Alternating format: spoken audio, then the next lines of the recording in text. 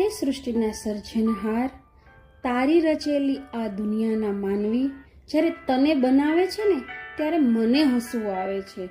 વિચારું છું કે ભગવાનને છેતરીને ઇન્સાન ક્યાં સુધી ઝાંઝવાના નીરમાં પોતાની તરસ छिपावશે, ક્યાં સુધી એ ખુદની સાથે અજાણો રહેશે.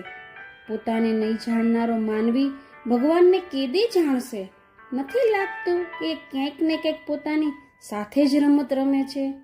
કોઈ જગ્યાએ સીસીટીવી કેમેરા લાગ્યા હોય ને તો ચોર પણ સાવધાન થઈ જાય ને અહીંયા તો ઈશ્વરની આંખ અને આસ સતત તારા ઉપર છે ને એમ છતાં માનવી રમત રમે છે.